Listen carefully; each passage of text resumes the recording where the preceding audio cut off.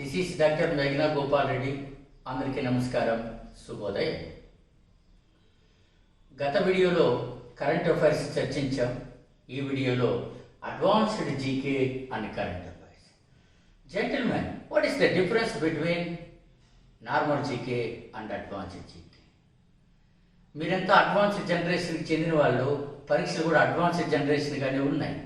So advanced GK అవసరం అవుతుంది, అది బాగా చదవాల్సి ఉంటుంది. మొట్టమొదటిసారిగా ఈ సిరీస్లో భాగంగా భారతదేశంలో ఉన్నటువంటి అన్ని రాష్ట్రాలు, కేంద్రపాలిత ప్రాంతాలను మనం టచ్ చేయబోతున్నాం. ఎందుకంటే భారతదేశంలో పోటీ పరీక్షలు వచ్చే జనరల్ స్టడీస్ అంతా భారతదేశపు హిస్టరీ, భారతదేశపు జాగ్రఫీ, భారతదేశపు ఎకానమీ, భారతదేశపు సైన్స్ అండ్ టెక్నాలజీ, భారతదేశపు day to day developments and etcetera etcetera. So వాటన్నింటినీ చదివితే బాగుంటుంది కదా. ఇప్పుడు కాదు, ఒక 15 years బ్యాక్ మన స్టూడెంట్స్ కొద్దిమంది నాకు ఒక చిన్న రిక్వెస్ట్ చేశారు. జీకే చదువుతుంటే ఏం అర్థం కావట్లేదు, ఒక్కొక్క పాయింట్ గుర్తుకొండడం లేదు, ఎలా చేయాలి sir, what is the solution అన్నది. అలా 15 సంవత్సరాల కిందట ఆ విద్యార్థులు అడిగినటువంటి ప్రశ్న నాలో అనేక ఆలోచనలకు రేకెత్తించింది, దారితీసింది. వారికి సమాధానం చెప్పడానికి వీలుగా నేను కనుగొన్నటువంటి కొత్త పద్ధతే advanced GK and current affairs. అంటే ఒక రాష్ట్రాన్ని తీసుకోవడం, ఆ రాష్ట్రంలో నార్మల్ జీకే వదిలేసి ప్రస్తుతపు పోటీ పరీక్షలకు అనుకూలంగా ఉన్నటువంటి అడ్వాన్స్డ్ జీకే అంటే అంశాలను అడ్వాన్స్డ్గా మార్చడం, దానికి కరెంట్ అఫైర్స్ సెట్ చేయడం. ఒకే టాపిక్లు అన్నీ రావడం వలన అభ్యర్థికి చదువుకోవడానికి బాగుంటుంది, గుర్తుకు బాగుంటుంది, ఈజీగా ఉంటుందన్న ఉద్దేశంతో ఈ కార్యక్రమం. ఈ వీడియో చూసిన తర్వాత అద్భుతాలను ఏ విధంగా ఆవిష్కరించవచ్చో మనం చూస్తాం. ఈ ప్రపంచం ఎవరి సొత్తు కాదండి, ఎవరి సొత్తు కాదు. నాలెడ్జ్ అసలు ఎవరి సొత్తు కాదు. ఎవరికి నచ్చిన రీతిలో వాళ్ళు కష్టపడచ్చు. వారికి ఉన్నటువంటి మేధస్సును ఆధారంగా చేసుకునే కొత్త కొత్త ఆవిష్కరణలను ఇచ్చి మనం ఫలితాలను పొందవచ్చు. అట్లా నేను చేసిన ఈ ప్రయోగం విజయవంతమైందో కాదో మీరే చెప్పాల్సి ఉంటుంది. Let's start. తమిళనాడు. తమిళనాడు అనగానే అందరికీ గుర్తొచ్చేది మొట్టమొదటిసారిగా ప్రాచీన భాష, ద్రావిడ భాష. ద్రావిడ భాషలు అనగానే భారతదేశ చరిత్రలో ద్రావిడ భాషలకు ఒక ప్రత్యేకత ఉంది. ఈ ద్రావిడ భాషలలో అత్యంత ప్రాచీనమైన భాష ఏది అని ప్రశ్న వస్తే మీ సమాధానం తమిళం అవుతుంది. అలాంటి ప్రాచీన భాష తమిళాన్ని ఆధారంగా చేసుకొని మనం కొన్ని ముఖ్యమైన అంశాన్ని ఇవాళ మాట్లాడబోతున్నాం. దాన్ని ఏ సబ్జెక్టుకి లింక్ చేస్తామో ప్లీజ్ అబ్జర్వ్. ఈ తమిళము అతి ప్రాచీనమైన భాష. తమిళులందరికీ భాష అంటే చాలా ప్రేమ. అందుకనే కేంద్ర ప్రభుత్వము హిందీని ఒక భాషగా గుర్తించాలని చెప్పి రాష్ట్రాలపైన రుద్దినప్పుడు మొట్టమొదటిసారిగా దక్షిణ భారతదేశంలో స్పందించింది తమిళులు. ఆ హిందీ భాష వ్యతిరేక ఉద్యమానికే ద్రావిడ ఉద్యమం అని. ఈ ద్రావిడ ఉద్యమం హిందీ భాష వ్యతిరేక ఉద్యమం. హిందీ భాష వ్యతిరేక ఉద్యమం అని వచ్చింది కాబట్టి ఇక్కడ జనరల్ స్టడీస్లో దీనికి సంబంధించినటువంటి అనేక అంశాలను ఇక్కడే మనం తీసుకురావడానికి ఒక గొప్ప అవకాశం ఉందని చెప్పి చేసి మీరు భావించాల్సి ఉంటారు. హిందీ భాష వ్యతిరేక ఉద్యమం. ఇప్పుడు చూడండి, నేరుగా హిందీలోకి వస్తున్నా. ఆర్టికల్ 343(1) ప్రకారము హిందీని జాతీయ భాషగా గుర్తించడం జరిగినది. ఆధునిక భారతదేశ చరిత్రలో హిందీని జాతీయ భాషగా ప్రకటించాలని తొలిసారిగా ప్రకటించింది ఎవరు అని అడిగితే స్వామి దయానంద సరస్వతి. స్వామి దయానంద సరస్వతి తన బోధనలను కూడా ఎక్కువగా హిందీలోనే చేశారు. ఆయన తొలిసారిగా హిందీని జాతీయ భాషగా ప్రకటించాలని కోరడం జరిగినది. మరి ఆ భారతదేశ చరిత్రలో హిందీ భాషలో వచ్చినటువంటి తొలి గ్రంథం ఏది? పృథ్వీరాజ్ రూసో. పృథ్వీరాజ్ రూసో హిందీలో వచ్చిన తొలి గ్రంథంగా దీన్ని చెప్తారు. ప్రముఖ కవి చాంద్ పటాయ్ పృథ్వీరాజ్ రూసో అనేటువంటి గ్రంథాన్ని రాయడం జరిగినది. మరి హిందీ భాషలో ప్రచారం చేసిన తొలి భక్తి ఉద్యమకారుడు ఎవరు? రామానందుడు. రామానందుడు తొలి భక్తి ఉద్యమకారుడు, చాలా ఇంపార్టెంట్. రామానందుడు హిందీ భాషలో తొలిసారిగా బోధనలు చేసిన భక్తి ఉద్యమకారుడు. అక్కడ ఒక బిట్టు వచ్చినప్పుడు ఒక బిట్టు యాడ్ చేయవచ్చు సార్. ఏం సార్ ఆ బిట్టు? మొట్టమొదటిసారిగా భక్తి ఉద్యమకారుల చరిత్ర చదివితే భక్తి ఉద్యమకారుల ఏకైక మహిళ ఎవరు అంటారు? మీరాబాయి. మీరాబాయి భక్తి ఉద్యమకారులో ఏకైక మహిళ. ఆమె ఏ భాషలో ప్రచారం చేశారు? అది ఒక గొప్ప బిట్ అవుతుంది. ఆర్ఆర్బి, ఎస్ఐ, కానిస్టేబుల్ గ్రూప్స్ పరీక్షలకు చాలా గొప్పగా అడుగుతారు. మీరాబాయి. సో రాజస్థానీ భాషలో ఆమె ప్రచారం చేసినది. సార్ నేను మీకు మరొక విశేషాన్ని చెప్పగలను sir. What is the important thing sir? Yes, come to the point. అలాగే అక్బర్ కొలువులో ఉన్నటువంటి తులసీదాస్ హిందీలో రచించాడు. అది రామచరితమానస్. హిందీలో ప్రముఖ గ్రంథంగా రామాయణము ఏదీని చెప్పితే అది రామచరితమానస్. అక్బర్ కొలువులో ఉన్నటువంటి తులసీదాసు రచించాడు. ఇది కూడా మీరు చాలా ప్రముఖమైనటువంటి అంశంగా పాఠ్యాంశంగా చెప్తారు. This is the most important my gentlemen. మరి హిందీ భాష గురించి ఇంతగాని చెప్తే ఒక ఆసక్తికరం ఏంటో తెలుసా? హిందీ భాషలో చాలా ఆసక్తికరం. మరి ఇంత హిందీ భాష అన్నప్పుడు వీటిలో ఎలా వచ్చే అవకాశం ఉన్నది? భారతదేశంలో హిందీని ఎన్ని రాష్ట్రాలలో ప్రముఖంగా మాట్లాడతారు? That is the important bit my dear gentlemen. 7 రాష్ట్రాలలో హిందీని ప్రముఖంగా మాట్లాడతారు. మరి ప్రపంచవ్యాప్తంగా హిందీని మాట్లాడే వారి సంఖ్య ఎంత? వెరీ లేటెస్ట్ ఇన్ఫర్మేషన్, 250 మిలియన్ల మంది హిందీ భాషను మాట్లాడుతారు అవలీలగా. Most important bit. That is the most important bit my dear gentlemen. ఇంకా 2 ఆసక్తికరమైన బిట్లు ఉన్నాయి. జాతీయ హిందీ దినోత్సవం ఎప్పుడు? సెప్టెంబర్ 14. జాతీయ హిందీ దినోత్సవం సెప్టెంబర్ 14 అనేది జాతీయ హిందీ దినోత్సవంగా గుర్తించడం జరుగుతున్నది.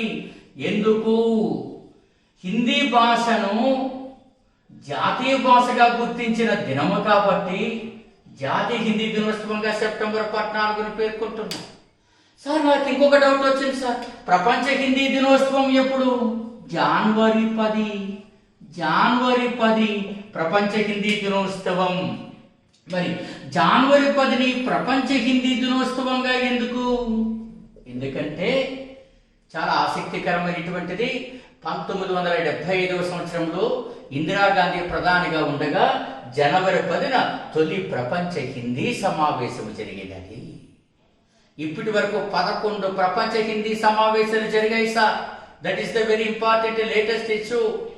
సో కాబట్టి మనం గమనించాల్సింది ద్రావిడ భాషలను ఎందుకు తీసుకున్నానంటే ఈ హిందీకి సంబంధించిన సమాచారం అంతా మీకు చెప్పాలనేది నా ఉద్దేశము. Next go for next topic. ఇక తమిళనాడు లింక్ చేసుకొని మనం మరింత అందమైనటువంటి అంశాలకి వెళ్ళడానికి అవకాశం ఉంది. ఏమి సార్ అందమైనటువంటి అవకాశం? ఎస్, భారతదేశంలో లిగ్నైట్ ఉత్పత్తులు మొదటి స్థానంలో ఉన్నటువంటి రాష్ట్రం ఏది అని అడిగేటువంటి అవకాశం ఉంది. లిగ్నైట్ మీకు తెలిసే ఉంటుంది. లిగ్నైట్ ఉత్పత్తులు మొదటి స్థానంలో ఉన్న రాష్ట్రం ఏదంటే తమిళనాడు. లిగ్నైట్ అనేటువంటిది ఒక రకమైన బొగ్గు, coal, kind of coal. Lignite రాగానే నాకు చాలా ఆసక్తికరం అనిపించింది. కాసేపు అడ్వాన్స్డ్ జీకేలోకి వెళదాం. ఏది తక్కువ స్థాయి రకపు బొగ్గు, ఏది శ్రేష్టమైన బొగ్గు? బొగ్గులో కార్బన్ శాతం ఎంత ఎక్కువ ఉంటే అది క్వాలిటీగా అంటారు, అంటే గ్రేడ్ 1. అట్లా చూస్తే అత్యంత శ్రేష్టమైనటువంటి బొగ్గు ఏది? మోస్ట్ ఇంపార్టెంట్ బిట్, ఎక్కువగా రైల్వేలకు కుమ్మేస్తుంటాడు, ఆంథ్రసైట్. ఇది లోగడ గ్రూప్స్ లో కూడా అడిగారు అనుకోండి, anthracite. And one important point ఇస్తే భారతదేశంలో ఎక్కువగా ఏ బొగ్గు రకము ఎక్కువగా లభ్యమవుతున్నది? బిట్యూమిన్ హ్యూమనస్ బొగ్గు రకం ఎక్కువగా భారతదేశంలో లభ్యమవుతున్నది. మరి నాకు బొగ్గు గురించి చెప్పినప్పుడు చాలా ఆసక్తికరం అనిపిస్తున్నది. ఏమిటి ఆసక్తికరమైనది? సింగరేణి క్యాలరీస్ ఎక్కడ ఉన్నది? తెలంగాణ రాష్ట్రం. సింగరేణి క్యాలరీస్ ఎక్కడ? సింగరేణి బొగ్గు కనులు తెలంగాణ రాష్ట్రం. దీనికి ఎక్కడ లింక్ ఇస్తానో చూడండి. ఆంధ్రప్రదేశ్ పునర్వ్యవస్థీకరణ చట్టం 2014 ప్రకారము జనాభాను నిష్పత్తిలో తీసుకొని తెలంగాణ ఆంధ్రప్రదేశ్ రాష్ట్రాలు తమ యొక్క ఆస్తులని అప్పులని పంచుకోవాలి. దురదృష్టం సింగరేణి క్యాలరీస్ విషయంలో మిస్టర్ కేసీఆర్ మనకి మొండి పట్టు పట్టాడు, మనకి మొండి చేయి చూపిస్తున్నాడు. సింగరేణి క్యాలరీస్ తెలంగాణ భూభాగంలో ఉంది కాబట్టి ఇది పూర్తిగా తెలంగాణకి చెందుతుంది అని అతని వాదన. ఆంధ్రప్రదేశ్ పునర్వ్యవస్థీకరణ చట్టము ప్రకారము ఈ వాదన ఏమిటి అంటే, ఆంధ్రప్రదేశ్ పునర్వ్యవస్థీకరణ చట్టము ప్రకారము మనం అర్థం చేసుకోవాల్సినది జనాభా నిష్పత్తిని బట్టి మనము ఈ సింగరేణి బొగ్గు గనుల సమస్యను తీర్చుకోవాలి. అప్పుడు ఆ చట్టంలో ఏమని పేర్కొన్నారు?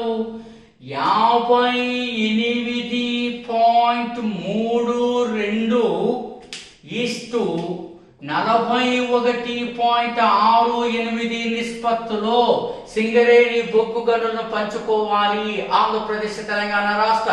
బట్ కేసీఆర్ మొండి వైఖరి వల్ల ఈ సమస్య సుప్రీంకోర్టుకి వెళ్ళింది. సుప్రీంకోర్టు ఏం చెప్పింది? ఈ సమస్య పరిష్కార బాధ్యతను కేంద్రానికి అప్పచెప్పినది. ఈ సమస్య పరిష్కార బాధ్యతను కేంద్రానికి అప్పచెప్పింది. పాపం సుప్రీంకోర్టు తప్పేమీ లేదు.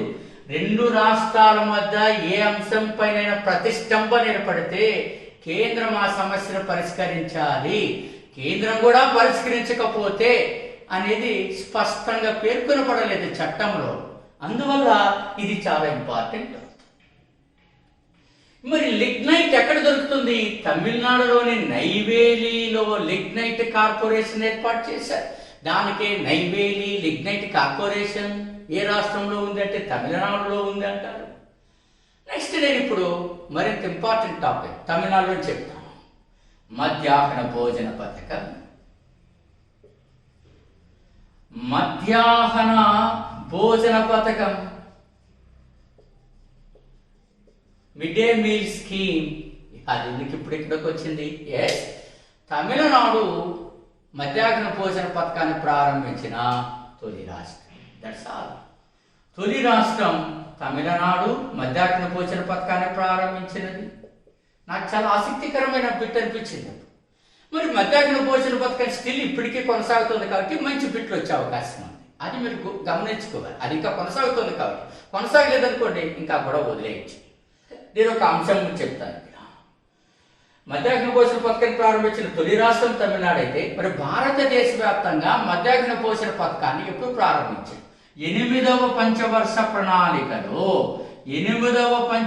ప్రణాళికలో మధ్యాహ్న భోజన పథకాన్ని ప్రారంభించడం జరిగినది. దేశవ్యాప్తంగా ద ఇయర్ ఈస్ 1995 or 96. ఇది చాలా ఇంపార్టెంట్. మరి ఆంధ్రప్రదేశ్లో మధ్యాహ్న భోజన పథకాన్ని ఎప్పుడు ప్రారంభించారు? అందుతున్న సమాచారం ప్రకారం ఆంధ్రప్రదేశ్లో 1984లో 6వ పంచవర్ష ప్రణాళిక కాలంలో ప్రారంభించడం జరిగినది.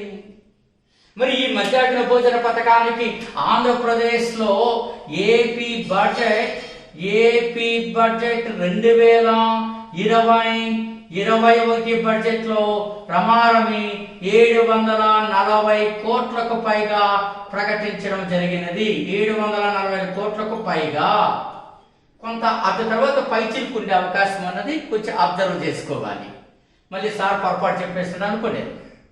ఇది చాలా ఇంపార్టెంట్. ఏపీ బడ్జెట్లో 2020-21లో 740 కోట్లుగా ప్రకటించడం జరిగింది. అబ్బా ఇవన్నీ కాదు, ఇంకొక కొత్త స్టైల్లో అడుగుతాను. మధ్యాహ్న భోజన పథకాన్ని ఏ శాఖ పరిధిలో ఉన్నది అంటే, వెనుకబడిన తరగతుల సంక్షేమ శాఖలో ఉన్నదా, సాంఘిక సంక్షేమ శాఖలో ఉన్నదా, విద్యాశాఖ పరిధిలో ఉన్నదా, ఆ విద్యాశాఖలో ఉన్నత విద్యాశాఖ పరిధిలో ఉన్నదా అన్న ప్రశ్న అడిగితే సాంఘిక సంక్షేమ శాఖ పరిధిలో ఈ పథకం అమలు అవుతుంది.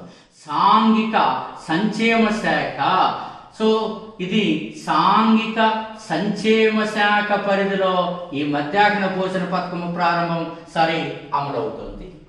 నేను ఇంకొక మాట కూడా చెప్పగలను. మరి మధ్యాహ్న భోజన పథకాన్ని ఎందుకు ప్రారంభించారు? డ్రాప్ అవుట్స్ అంటే బడి మానేసే పిల్లల యొక్క సంఖ్యను తగ్గించడానికి. ఆప్షన్స్లో పిల్లల యొక్క ప్రవేశాల సంఖ్యను పెంచడానికి ఉంటారు. Not enrolment it is very clear. Drop outs ను తగ్గించడానికి ఈ పథకాన్ని ప్రారంభించడం జరిగినది. అంటే బడి మానేసే పిల్లల సంఖ్యను తగ్గించడానికి. That's all my demand. ఇది మధ్యాహ్న భోజన పథకంలో చదువుకోవాలి. ఇంతకు మించి చదివితే అది వృధా ప్రయాసాన్ని గుర్తుపెట్టుకోవాల్సి. నెక్స్ట్ తమిళనాడులో నేను మరింత ఆసక్తికరమైనటువంటి అంశాన్ని తీసుకెళ్తాను. లిజన్. తమిళనాడును మీరు మరొక అంశంగా కూడా చూస్తారు. ఏం చూస్తారు తమిళనాడులో మరొక అంశం?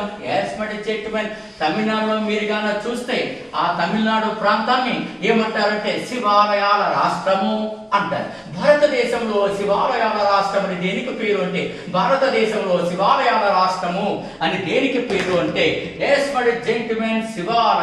రాష్ట్రం అని తమిళనాడుని పేర్కొంటారు. శివాలయాల రాష్ట్రం అని ఎందుకన్నారు? సుప్రసిద్ధ భారతదేశ చరిత్రలో నిర్మించబడిన అనేకమైనటువంటి శైవాలయాలు తమిళనాడు గడ్డ మీదే ఉన్నాయి. అందులో అత్యంత ప్రధానమైనది ఏందో తెలుసా? బృహదీశ్వరాలయం.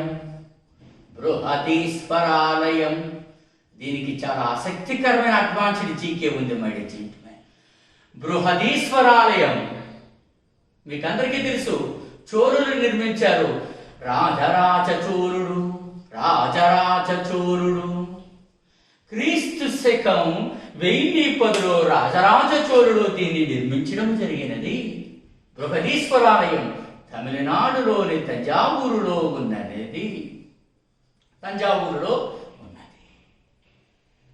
దీనికి ఎందుకు ఇంత ఇంపార్టెంటో, ఎందుకు ఇంత స్ట్రెస్ చేసి చెప్తున్నానో తెలుసా? ఇది ద్రావిడ శైలికి the best and finest example. ద్రావిడ శైలికి అందుకని వాడు ఎట్లేం అనకుండా ద్రావిడ శైలికి ఫైనైట్ ఎగ్జాంపుల్, అత్యుత్తమైన ఉదాహరణ ఏదంటే బృహదీశ్వరాలయం. మరి ఇంకొక అడ్వాన్స్డ్ బిట్ అడగచ్చు. ద్రావిడ శైలిలో ప్రధానమైన లక్షణం ఏది అట్లా అడిగేటప్పుడు చూడండి ఆప్షన్స్ ఏమేమి ఉంటాయో. మంటపం, గోపురం, విమాన, గర్భగుడి అని ఇచ్చాడనుకోండి. ఆన్సర్ ఏమవుతుందో తెలుసా జెంటిల్మెన్? విమాన. ద్రావిడ శైలిలో అత్యంత ముఖ్యమైనటువంటి లక్షణం విమాన. ఇది మీరు అర్థం చేసుకోవాల్సి ఉంటారు. మరి ఇంత అద్భుతమైనటువంటి బృహదీశ్వరాలయాన్ని నిర్మించినటువంటి రాజరాజ చోళుడు దేనితో నిర్మించడం జరిగినదంటే గ్రానైట్ తో నిర్మించడం జరిగినది. గ్రానైట్ అంటే తెలుగులో కాకిరాయి.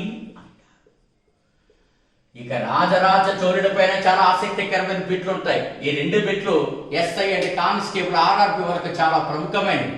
గ్రూప్ 2 కంత కాదు. ఏమిటో తెలుసా? రాజరాజ చోళుడు చోళరాజులో గొప్పవాడుగా పేరుగాంచాడు. ఇతనికి ఏమని పేరుతో తెలుసా? శివపాదశేఖరుడని పేరు. శివపాదశేఖరుడిగా తమిళనాడు చరిత్రలోనే కాకుండా మధ్యగా భారతదేశ చరిత్రలో పేరుగాంచినటువంటి ఈ రాజరాజ చోళుడు అనేటువంటి అతను శ్రీలంక పైన దాడి చేయడం జరిగినది. ఆ శ్రీలంకలో ఉత్తర శ్రీలంక పైన దాడి చేసి అక్కడ ఉన్నటువంటి ప్రముఖ నగరమైన అనురాధపురాన్ని ధ్వంసం చేయడం జరిగినది. ఎస్ఐలో ఎక్కువగా ఇలాగే అడుగుతాడు. ఉత్తర శ్రీలంక పైన దాడి చేసి అనురాధపురాన్ని స్వాధీనం చేసుకునేటువంటి యొక్క భారతదేశ రాజు ఎవరు అని అడుగుతాడు. అలాంటి ప్రశ్న వచ్చినప్పుడు మీ ఆన్సర్ రాజరాజ చోళుడు అని మీరు అర్థం చేసుకోవాల్సి ఉంటుంది సార్. మరి అలాంటి రాజరాజ చోళుడు కూడా అనేక కష్ట నష్టాలకు గురయ్యాడు. అతని పైన కూడా అనేక మంది దాడులు చేయడం జరిగినది. అందుకనే రాజరాజ చోళుడి యొక్క వారి రాణి బసంతీదేవి లేక వాసంతీదేవి సతికి పాల్పడినది. మోస్ట్ ఇంపార్టెంట్ బిట్, సతికి పాల్పడినటువంటి చోళరాణి ఎవరు అని వాసంతీదేవి లేక బసంతీదేవి అంటారు. ఇది శివాలయాల రాష్ట్రం అన్నప్పుడు మీరు చదువుకోవాల్సిన అత్యంత ముఖ్యమైనటువంటి అంశం. నెక్స్ట్ నేను మీతో మాట్లాడుతుంటే నాకు చాలా ఆసక్తికరమైనటువంటి సమాచారం అనిపిస్తుంది సార్. అటువంటి ఆసక్తికరమైనటువంటి సమాచారాన్ని చూసినప్పుడు మరింత అద్భుతమైన అందమైన ఈ అడ్వాన్స్డ్ జీకే తమిళనాడు రాష్ట్రంలో మనం ఏమి చేయవచ్చు అని అర్థంగానే చేసుకుంటే చాలా ఆసక్తికరమైనటువంటిది. అదేమిటన్నది నేను చెప్తాను. చూడండి మై డియర్ జెంటిల్మెన్. ఎస్, సంగమ యుగము. అన్ని పోటీ పరీక్షలకు సంగమ యుగం పైన గట్టిగా అడుగుతాడు మై డియర్ సార్. సంగమ యుగము ఏమి? సంగమ యుగం అంటే మదురై నగరంలో జరిగినటువంటి 3 పండిత సదస్సుల కాలాన్ని సంగమ యుగము అంటారు. సో మదురై నగరంలో జరిగిన 3 పండితుల సదస్సుల కాలాన్ని సంగమ యుగము అంటారు. ఈ సంగమ యుగంలో అనేక రచనలు వచ్చాయి. ఆ రచనల పైన అడ్వాన్స్డ్ జీకేలు అడుగుతున్నాడు. అందులో మొట్టమొదటి ఇంపార్టెంట్ రచన ఏమిటి అని మీరు గాన అర్థం చేసుకోగలిగితే ఆ ఇంపార్టెంట్ రచన ఏమిటంటే తిరుక్కురల్. తిరుక్కురల్ అనేటువంటి గ్రంథాన్ని ఎవరు రచించారు అని పెట్టడుగుతాడు. తిరువల్లూరు రచించాడు ఈ గ్రంథాన్ని. తిరువల్లూరు అనేటువంటి తమిళ కవి రచించిన తిరుక్కురల్ అనేటువంటిది ఏమిటో తెలుసా మై డియర్ జెంటిల్మెన్? తొలి తమిళ వ్యాకరణ గ్రంథము అంటారు. తొలి తమిళ వ్యాకరణ గ్రంథంగా తమిళనాట పేరు కాచిన అద్భుతమైనటువంటి ఈ గ్రంథం అనేది నేటికి ప్రామాణిక గ్రంథం. అందుకనే దీన్ని ఏమంటున్నారో తెలుసా? తమిళ బైబిల్. తమిళ బైబిల్. ఈ 2 బిట్లు ఎప్పుడూ పరీక్షలో అత్యంత ప్రధానమైనటువంటి బిట్లని దయచేసి గుర్తుపెట్టుకుంటారు. అదే సంగమ యుగంలో మరింత ఆసక్తికరమైన బిట్టు వచ్చినది ఏమిటో తెలుసా? అది మీకందరికీ తెలిసినటువంటిదే. సో కంబన్ రామాయణం. కంబన్ రామాయణం. తమిళంలో రామాయణానికి ఏమని పేరంటే కంబన రామాయణం అని పేరు. దీనికి తమిళ రామాయణం. తమిళ రామాయణం. నెక్స్ట్ మీరు మరొక ప్రముఖమైనటువంటి అంశం చూస్తారు. శిలప్పాధికారం. శిలప్పాధికారం. ఈ శిలప్పాధికారం అనేటువంటిది కూడా సంగమ యుగంలో వచ్చినదే. దీన్ని ఎవరు రాశారు అంటే ఇలంగో అడింగల్. ఇలంగో అడింగల్. ఇలా చదువుకునే వ్యక్తి లాభం లేదు సార్. ఇక్కడ మరింత ఆసక్తికరమైనది ఏంటో తెలుసా? ఆ ఆసక్తికరమైనది ఏంటంటే ఈ ఇలంగో అడింగల్ రాసిన శిలప్పాధికారంలో సో మనకెవరెవరు ప్రముఖమైనటువంటి వాళ్ళు అని అడిగేటువంటి అవకాశము ఉన్నది అని కూడా అడుగుతారు. కోవెలన్, కన్నగి, వీరి కథా నాయక నాయకులు. ఈ కోవెలన్ అనేటువంటి అతను మాధవి అనే వేశ్య ఆకర్షణకు గురవుతాడు.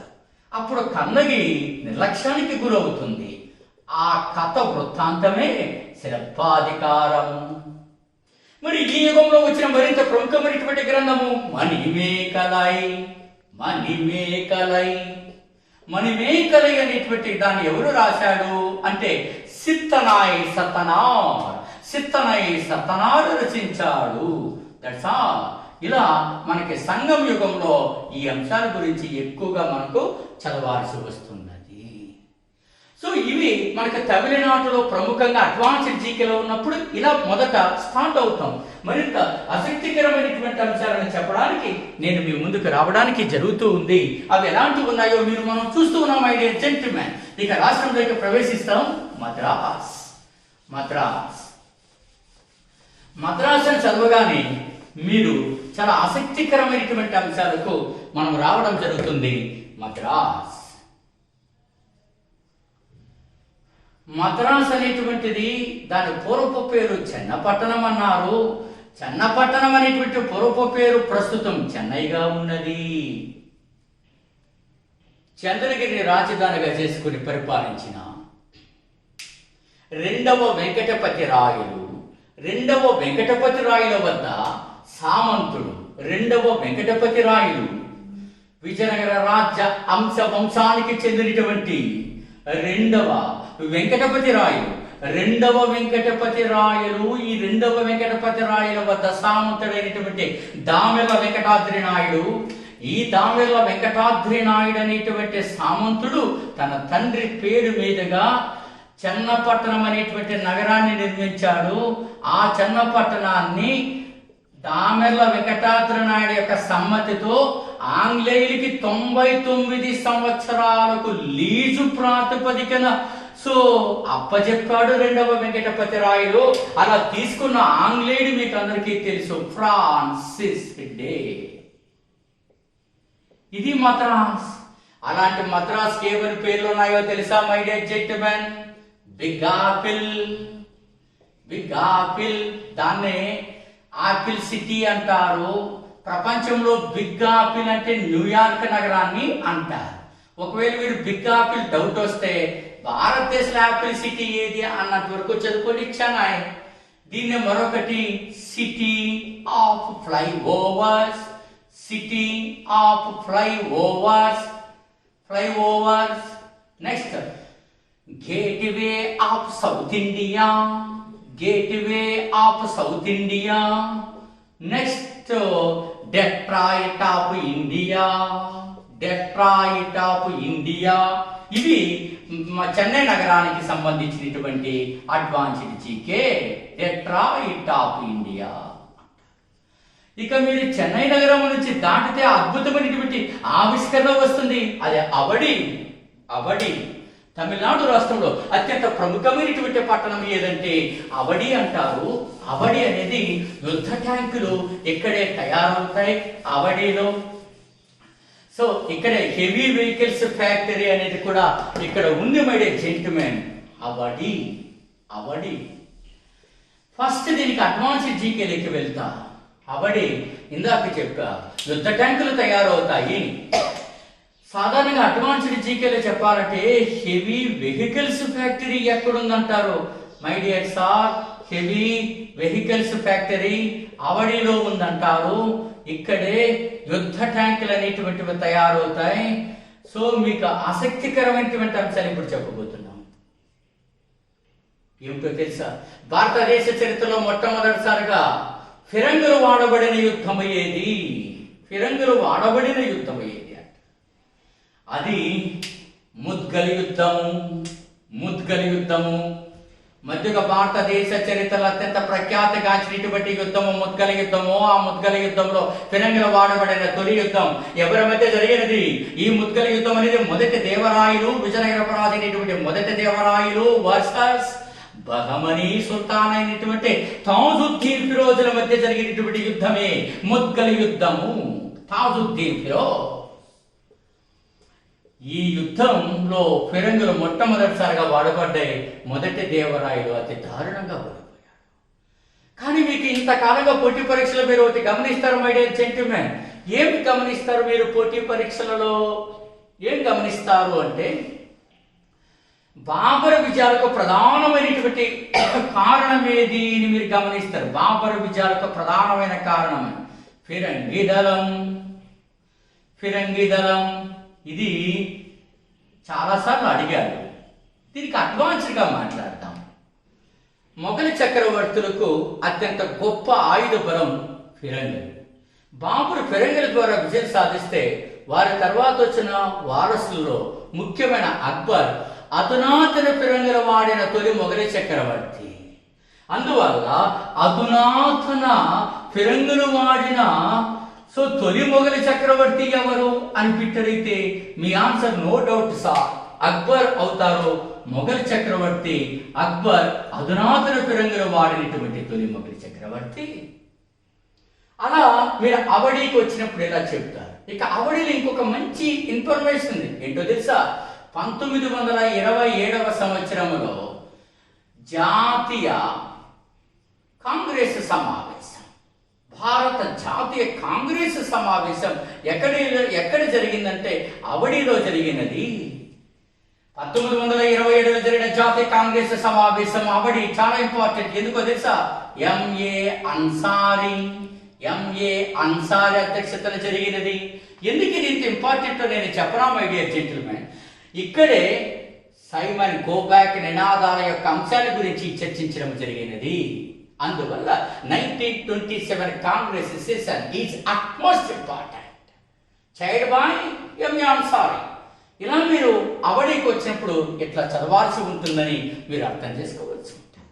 ఇక తమిళనాడులో అడ్వాన్స్డ్ జీకేలోకి వెళ్ళినప్పుడు ఏమి చదవచ్చు, ఏమి చెప్పవచ్చు ఈ తమిళనాడు గురించి అని మీరు అర్థం చేసుకుంటే అందులో మీరు నీలగిరి బయోస్పియర్ రిజర్వ్, నీలగిరి బయోస్పియర్ రిజర్వ్ తరచుగా పరీక్షలకు అడుగుతున్నటువంటి ప్రముఖమైనటువంటి అంశం. అది కరెంట్ అఫైర్స్ తో కూడా ముడిపడి ఉంది కాబట్టి దీన్ని తీసుకొచ్చాను సార్, లేకపోతే దీన్ని చెప్పేవాడిని కాదు. నీలగిరి బయోస్పియర్ రిజర్వ్. నీలగిరి బయోస్పియర్ రిజర్వ్ అనేటువంటిది ఎందుకింత ముఖ్యమైనటువంటిది అయిందని మీరు అర్థం చేసుకుంటారు my dear gentlemen.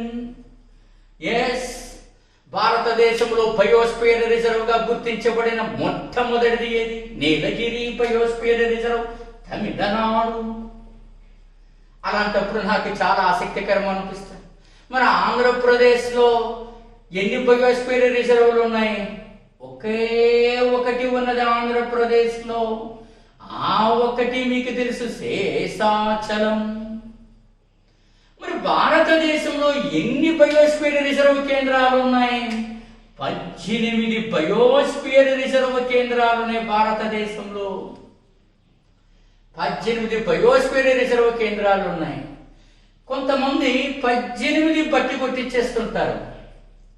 Don't do like that. ఎప్పుడు చేయొద్దండి అట్లా. అలా చదువుకోకపోతే ఎన్ని లక్షల జీకే అంశాలు చదువుతారు? ఏదైనా కరెంట్ అఫైర్స్ కి లింక్ అయి ఉంటే దాని గురించి చదవాలి తప్ప 18 చదివేస్తూ ఉండకూడదు. That is wrong. ఎస్, నేను మరొక విశేషాన్ని చెప్తా. 2019లో కాంచనజంగా బయోస్పియర్ రిజర్వ్ కేంద్రం ఒక గుర్తింపును పొందింది. కాంచనజంగా బయోస్పియర్ రిజర్వ్ ఎక్కడ ఉన్నది? సిక్కింలో ఉన్నది. ఏమిటిది గుర్తింపు పొందింది? వరల్డ్ బయోస్పియర్ రిజర్వ్ నెట్వర్క్ లో దీన్ని చేర్చడం జరిగినది. Yes sir, world biosphere. So my dear gentlemen, world biosphere reserve network లో దీన్ని చేర్చడం జరిగినది. ఎవరు చేరుస్తారు?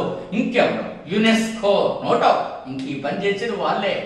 UNESCO world biosphere reserve network లో కాంచనజంగా బయోస్పియర్ రిజర్వ్ అని చేర్చడం జరిగినది. మరి అలాగే భారతదేశంలో వరల్డ్ బయోస్పియర్ రిజర్వ్ నెట్వర్క్ ఇప్పటి వరకు ఎన్ని చేరాయి? ఎస్, 11. That's all. 11 చేరాయి. మరి బయోస్పియర్ రిజర్వ్ ఏమిటి? చూడండి, బయోస్పియర్ రిజర్వ్ అంటే భారత ప్రభుత్వం నిర్దేశించుకున్న ప్రమాణాల ప్రకారము 3 విధాలుగా ఈ బయోస్పియర్ రిజర్వ్ కట్టడి చేస్తారు. ఎట్లా? ఈ మొదటి వలయంలో ఏదైతే ఉందో దాన్ని రీసెర్చ్, పరిశోధనా కార్యకలాపాలకు మాత్రమే వినియోగిస్తారు. పరిశోధన కార్యకలాపాలకు మాత్రమే మొదటి దాంట్లో. అక్కడ వ్యవసాయ కార్యకలాపాలకు కానీ ఇతరమైనటువంటి మానవ నివాసాలకు కానీ అవకాశం లేదు. No agri activities, no livelihood activities, only one, that is research and development activities ఇక్కడికి ఉంటాయి. మరి రెండవ వలయంలో ఏం చేస్తారు? రెండవ వలయానికి వచ్చేటప్పటికి ఈ వలయంలో కేవలం పర్యాటకులను అనుమతిస్తారు. టూరిజంకి అవకాశం ఉంటుంది.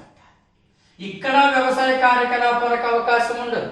కానీ మూడో దాంట్లో మాత్రము, అంటే ఈ దీంట్లో పరిమితంగా మానవ నివాసాలకు అవకాశం ఇస్తారు.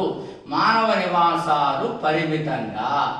ఇది పంచాయతీ కార్యదర్శి మెయిన్స్ పరీక్షల్లో ఈ నిర్వచనాలపైన బిట్ అడగడం జరిగింది. అప్పుడు Kanchenjunga biosphere reserve network world biosphere reserve network లో చేరి ఉంది. ఇవే అడగకుండా ఇలా అడిగాడు. అప్పుడు నేను క్లాస్ రూమ్ లో ఇట్లా చెప్పి ఉన్నాను. అందుకనే మనం ఎక్స్పర్ట్ సేవలు పొందాలి. అనవసరమైనటువంటి సబ్జెక్ట్ చదవకూడదు. ఇది నీలగిరి బయోస్పియర్ రిజర్వ్ ఎందుకు తీసుకొచ్చానంటే ఈ ఇన్ఫర్మేషన్ మీకు చెప్పడానికి వీలుగా దీన్ని తీసుకొచ్చాను జెంటిల్మెన్. And fine. ఇంకా తమిళనాడులో మీరు కానీ చూసినప్పుడు అద్భుతమైనటువంటి అంశాలు తమిళనాడుకు తీసుకొస్తాం. ఏమిటి అద్భుతమైనటువంటి విశేషాలు అనేటువంటివి సో మనం చూస్తూ ఉన్నాం. తమిళనాడు రాష్ట్రంలో ఈ అద్భుతమైనటువంటి విశేషాలను మనం చూడాల్సి ఉంటుంది. ఇట్లాంటివి చూస్తున్నాం. అందులో మీరు కానీ చూస్తే కోయంబత్తూర్ తమిళనాడులో మంచి ఆసక్తికరమైనటువంటి స్టాండర్డ్ జీకే అడ్వాన్స్డ్ ఎక్కడుందంటే కోయంబత్తూరులో. ఎందుకో తెలుసా? ప్రముఖమైనటువంటి సామాజిక సంఘ సంస్కర్త రామస్వామి పెరియార్ కోయంబత్తూరు కేంద్రంగా ఆత్మగౌరవ ఉద్యమాన్ని తీసుకొచ్చారు. మైడి జెంటిల్మెన్, పెరియార్ అంటే ఏమీ లేదు, పెద్ద మనిషి అని అర్థం, జెంటిల్మెన్ అని అర్థం, మన తెలుగు భాషలో పెద్ద ఆయన అని అర్థం. రామస్వామి పెరియార్ అనేటువంటి అతను సెల్ఫ్ రెస్పెక్ట్ మూమెంట్, ఆత్మ గౌరవ ఉద్యమాన్ని తీసుకొచ్చి ఈ భారతదేశ చరిత్రకు ఒక దశను అందించినటువంటి గొప్పమైనటువంటి సాంఘిక సంఘ సంస్కర్త ఎవరు అంటే రామస్వామి పెరియార్. ఈ రామస్వామి పెరియార్ కోయంబత్తూరు కేంద్రంగా తీసుకొచ్చి అద్భుతంగాను మనకి మనుస్మృతిని తగలబెట్టడం జరిగినది దక్షిణ భారతదేశంలో. అందుకనే దక్షిణ భారతదేశ చరిత్రలో మనుస్మృతిని తగులుపెట్టినటువంటి వాడు ఎవడు అని చెప్పి అడుగుతాడు. అతను రామస్వామి పెరియార్ అని చెప్తారు. అలాగే రామస్వామి నాయకర్ అని కూడా అంటారు, తగులుపెట్టడం. మరి భారతదేశ చరిత్రలో మనుస్మృతిని తగులుపెట్టింది ఎవరు? భారత రాజ్యాంగ నిర్మాత అంబేద్కర్ మనుస్మృతిని తగలబెట్టడం జరిగినది. అంబేద్కర్ మనుస్మృతిని ఎక్కడ తగలబెట్టాడు? మహారాష్ట్రలోని కొంకణ తీరంలో తగలబెట్టడం జరిగినది. దట్స్. ఈ మనుస్మృతి అనేటువంటిది ప్రాచీన భారతదేశ చరిత్రలో రాయబడి ఉన్నది. భారతదేశ చరిత్రలో తొలి న్యాయ గ్రంథం ఏదంటే మనుస్మృతి అంటారు. బిఆర్ అంబేద్కర్ అని ఏమని అంటారో తెలుసా? ఆధునిక మనువుగా పేరుగాంచినది ఎవరంటే B R Ambedkar. My dear sir and one important point is this, ఆధునిక మనువు బిఆర్ అంబేద్కర్ అయితే మరి దక్షిణ భారతదేశం మనువుని ఎవరిని అంటారన్నది అత్యంత గొప్ప బిట్ అవుతుంది. దక్షిణ భారతదేశ మనువుగా పేరుగాంచినటువంటి కీలకమైనటువంటి వ్యక్తి మన ఆంధ్రప్రదేశ్కి చెందినవాడు. అతను అపస్తంభుడు అంటారు. అపస్తంభుడు. ఈ అపస్తంభుడు అనేటువంటి వాడు దక్షిణ భారతదేశం మనువుగా పేరుగాంచాడు. అతను రాసినటువంటి ప్రాచీన కృతి ఏదంటే అపస్తంభ స్మృతి అనేటువంటిది అతను రాసినటువంటిది. ఇతని దక్షిణ భారతదేశం మనువు అంటారు. ఆ రకంగా మీరు చదువుకోవాల్సి వస్తుంది. And one important point is there sir. So Tamil Nadu అన్నది మనం చూస్తూ ఉన్నాం. తమిళనాడులో అడ్వాన్స్డ్ జీకే కరెంట్ అఫైర్స్ లో పార్ట్ 1 ఇక్కడితో ముగిసింది. Wait and see part 2. Thank you. నమస్కారం.